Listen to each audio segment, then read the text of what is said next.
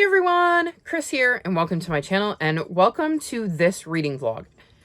It is going to be a 4-day reading vlog because I'm going to be taking part in Lexie's Patreon's readathon, which is running the 21st through the 28th, I believe. I think that's how it works. It's Friday to Friday. I'll link Lexie's Patreon and her channel in the description below. If you're not following her, you should be. She's amazing. And she just started her Patreon, and I'm so excited to be able to support her. So I'm going to limit this vlog to 4 days and then do a vlog for her readathon, because she's going to be doing a vlog, which means even though it's a Patreon-only readathon, we can still do vlogs for it. So I'm very excited about that. So if you watched my last vlog, you'll know that it is Wednesday. And the reason I'm only starting this vlog now is because I felt really icky on Monday, and then today was busy with sleeping in, baseball, and then wrestling, and then I almost didn't do this because one of my favorite wrestlers got injured in the ring during his match. Turns out it is just a concussion, and I only say just a concussion because we feared that he had damaged his neck in some way, could possibly be paralyzed. So concussion was really the best case scenario out of all of the really bad options that he could have had wrong with him. So the other thing you would know if you watched my last vlog is that I'm currently in the middle of 4 books that are rolling over from the Wacky Witches readathon, which is in addition to The Shadow of What Was Lost and The Harbinger, which are rollovers from September. So I'm currently in the middle of 6 books, and I picked up none of them. I kind of wanted to wait on the Wacky Witches readathon because I had originally planned Monday to film the wrap-up for that so that I could continue on with those books, but not be farther in the books than I was when I filmed. So instead, I picked up a completely different book, and that was The Chance to Fly by Ali Stroker and Stacey Davidowitz. And this is about a young girl named Nat who is in a wheelchair and just wants to perform. She's moved from California to, I believe, New Jersey. Yes, to New Jersey. And once there, she ends up seeing that a production of Wicked is going to happen, and she knows that one of the characters in Wicked is in a wheelchair, and she believes this is the perfect opportunity to prove to her parents that she will have the ability to be in musicals or plays or the theater, and so she ends up trying out and gets a part. And we kind of see her journey as she navigates the backstage world of being part of this production and being in a wheelchair, and how that affects her because she's not like the rest of the kids, and she has to show everybody that just because she's in a wheelchair doesn't mean that she can't do this. I'm giving this 4.5 stars. I absolutely loved it. I am not a huge adult contemporary reader, but I've found I love middle grade contemporary, and though I cannot relate to middle grade contemporary because I'm not a 13-year-old going out for a musical, every time I read a middle grade contemporary that I particularly love, it makes me wish I'd had access to those books when I was a middle grader, because I spent a lot of my teenage years not fitting in, feeling depressed, and just kind of feeling like I was never going to find my place and that nobody was ever going to accept me for who I am. And granted, at the time, I didn't have the words to say, I'm ace, I don't understand all of this sex talk that the kids are getting into as we got older, or I'm non-binary, so all of this stuff that is extremely girly makes me very uncomfortable because it's expressing a part of me that doesn't fit and is making me seem more like something I'm not, which is complete bubkiss, I know. I could paint my nails and it wouldn't make me any more girl than the man in the moon, but at that age, anything like that really expressed gender like that identified with the gender I was assigned at birth made me feel very uncomfortable, but I didn't have the words to say any of that. I also struggled to make friends and understand other people my own age. I had a massive anxiety disorder that I was trying to manage. In hindsight, I'm pretty sure I was autistic, and that didn't help that I was autistic. Nobody knew it, and so we weren't addressing any of that. So having these books and knowing that I have a whole group of little ones in my life that are starting to hit that middle grade age, and knowing that I can recommend them these kinds of books where we see people who are not cisgendered, straight, neurotypical, not physically disabled, any of that, who don't necessarily fit in the quote-unquote normal box, and showing that there are places they can fit in, that there are people who will accept them and love them regardless. I'm so glad to have found more books like this, and I think that's why I gravitate towards middle grade contemporary, and when I do read them, tend to really love them, because that is usually the message that comes out of them, is shedding light on mental health, or the LGBTQ plus community, or racial diversity, or, you know, this kind of stuff. Like, a girl in a wheelchair can still be in a musical. So I've really, really loved falling in love with middle grade contemporary. Like, I figured when I got into middle grade it would mostly be fantasy, but middle grade contemporary is also really, really good, and I'm really glad to have read this, and I will definitely be suggesting it to the little ones in my life, because it was just a really good read. And then, because I wasn't feeling great Monday, instead of picking up one of the books I was in the middle of, because again, I still wanted to save that, this is where I'm at for the Wacky Witches wrap-up, I picked up Unlocked. And another reason I did this is because it was a reread, so it didn't take as much attention. And this is book 8.5 in the Keeper of the Lost City series. The other interesting thing about this book is that it is not really about brand new material. There is a novella in here, but it is broken down into sections, and we get like the registry. So we get to see notes about each of the characters we've met, the main ones.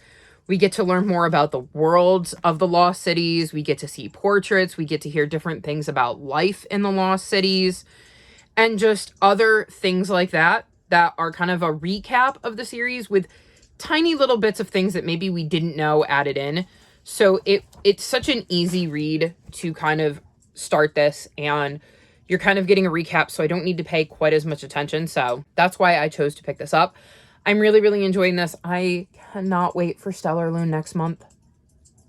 Like, seriously, we're this close to book 9, and I have been waiting for book 9 for ages. And if you didn't see my vlog where I read book 8 last year, I said that I was so upset that I didn't have book 9, which means that's the second time book 8 has left me going, I need the next one and I need it now. So I'm glad I was a little bit closer this time around on my reread. So I will hopefully be finishing this soon. I plan to read some more of it tonight, and I might be able to finish it depending on how much I get done and when I get tired. But yeah, that's kind of all the reading I've done. I'm gonna say I feel a bit slumpy, but I'm not in a slump because I'm still reading. Though even in a slump, I still read because I love reading. It's been a long time since I was in a slump where I didn't want to read. Actually, I think it was like February 2019. And it was right after I read the first book in the Mistborn trilogy. That book put me into a massive slump. I think now I might like it more because I've read a lot more adult fantasy, and I've read a lot more fantasy in general. And I think at the time it was just the wrong book for me, as I had only been reading again for like maybe 4 months at that point. And primarily what I read in the meantime, like when I was reading a book occasionally, but not very often, was James Patterson, so like thriller mysteries, Nora Roberts, which was mostly romance with a fantasy twist, which is very light fantasy, cozy mysteries, and yeah, I think that's about it. Oh, and the occasional reread of the series that will not be named, but, you know, that doesn't really compare to Mistborn when it comes to fantasy levels, so I think I would enjoy it more now if I read it now, because I'm more familiar with what I do and do not like in fantasy, and I'm more used to the way adult fantasies are written. But at the time, it just put me into a massive slump, and I actually had to do a reread of the Warrior series to get out of said slump. I actually read them out loud to my mom and made my mom read the first arc of 6 by listening to me so that I could get out of my slump. So yeah, I don't think I'm that bad, anywhere near that bad, because I'm still picking up books and I'm still very excited about books. It's just, I feel like I'm in a slump where it's like, I want to read everything and then I start reading something and I get distracted by this other pretty shiny thing over here. I think that's the problem. Though, saying that, I read this in one sitting. So who knows? I think that's the first book in a while I've just sat down and read in one sitting. I think everything else I've had to like come back to, cycle in and out of. But yeah, hopefully I will not fall into a complete slump. I don't think I'm going to, because I have, like I said, a lot of books I'm really excited to read Like, I'm looking at my TBR there that I can pull from that is not for Lexie's readathon, and I have like the Creakers, I have the Sunbearer trials, I have the Desert of Souls, I have some Seekers and Survivors that I can read. So I've got plenty to choose from when it comes to that. And worst case scenario, I'll just go off TBR and read whatever is calling to me so that I don't go into a slump, because I think it would be worse to force myself to read books that I don't want to read and then put myself into a slump than it would be to just read whatever it is I want. But I'm hoping this is going to be a good reading week. Well, a good 4 days. It's already been 2 of them. So I'm hoping to have a good Wednesday and Thursday to set myself up in a very good spot for Lexie's readathon. And my goal is to finish Unlocked, finish A Pinch of Phoenix, finish The Night Gardener, and then maybe finish War of Cards. I'm still iffy on whether I want to pick up the Tall Tale Secret Book Club. I may give that a little bit and see if I want to go back to it. And then I also have The Shed of What Was Lost, The Harbinger, and Under the Whispering Door, because I started that audiobook, assuming I still have access to said audiobook from the library. We'll see. So I have lots of options, and you'll just have to wait and see as to what I read, but I can't read it if I'm talking to you, so I'm going to sign off here and go read, and you can enjoy the kitties. I think it's going to be kitties. I don't think I have any more squirrels, so enjoy the kitties.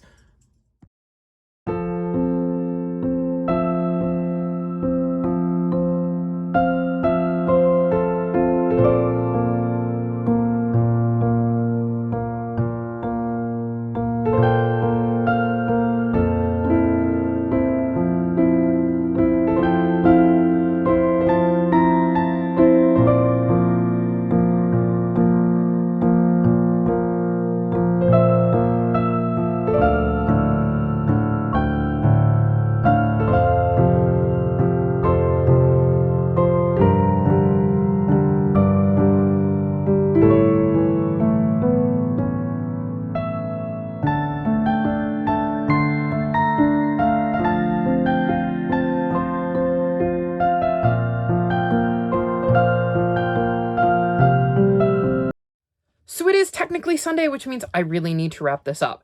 So the reason it is taking me till Sunday to wrap this up is because I ran out of storage on my phone. Well, I mean, I had room, but I needed room to export videos. So I got my 5-star prediction round up on Friday.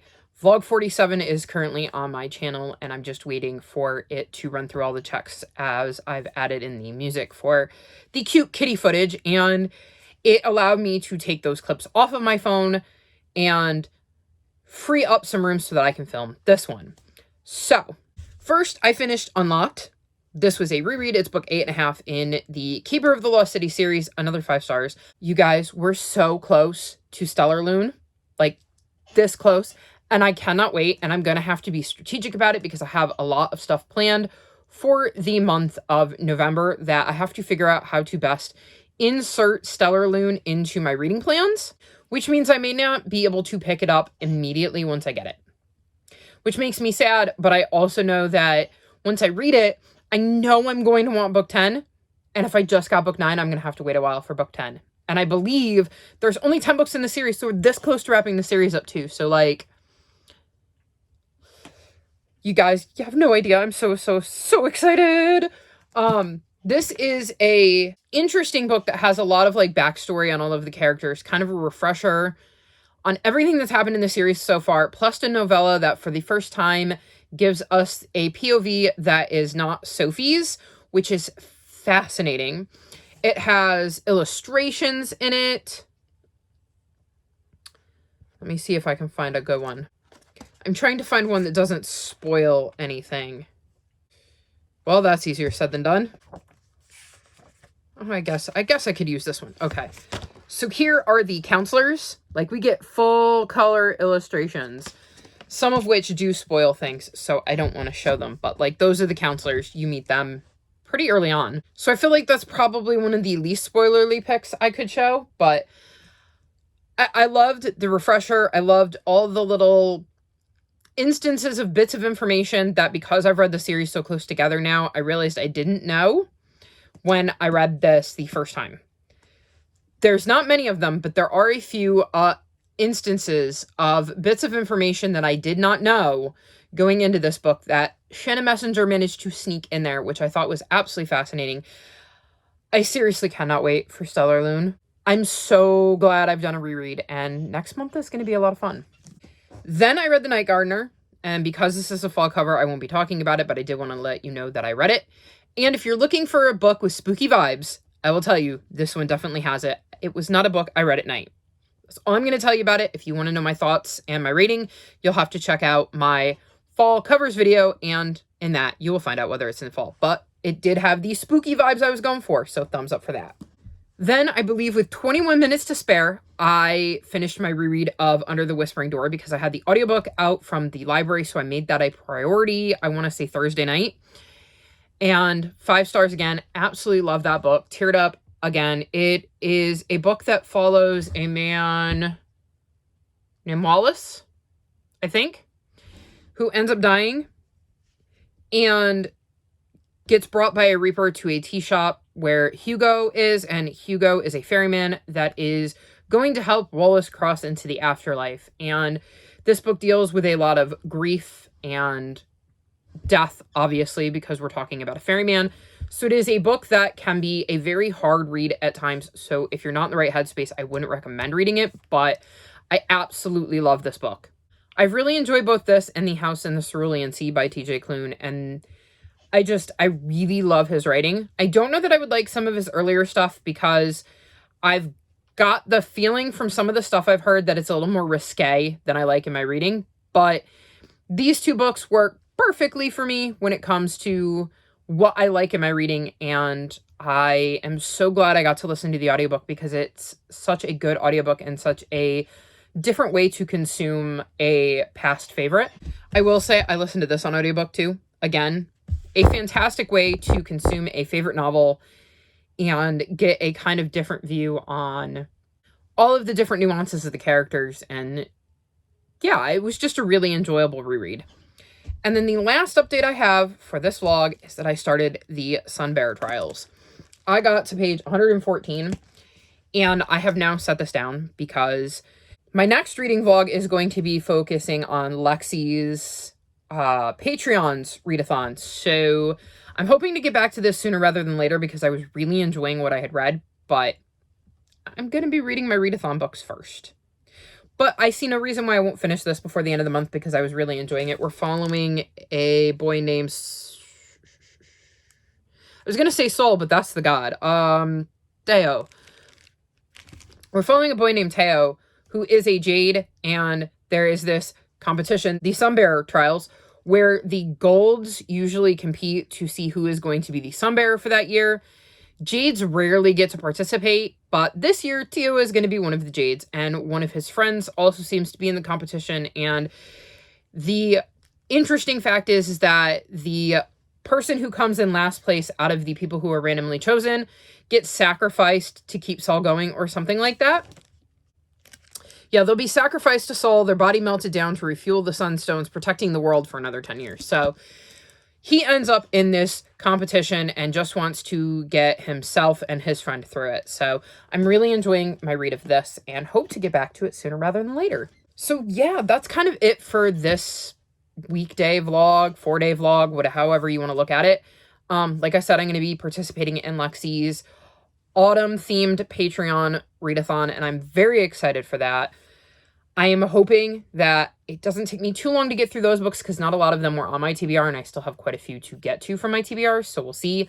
I get the feeling I might be taking a few punishments in November, which, given how that has been to me, scares me because it makes me think I'm going to end up getting punishments and pulling wild. So hopefully that won't happen. I'm also going to continue to be trying to catch up on vlogs because I'm running out of space on my phone and I need to film a haul and, well, I want to film my TBR video and I can't do that if I have no room on my phone. So yeah, I'm going to wrap this vlog up here because, well, this clip is getting long and I already filled you in on all the stuff that I read.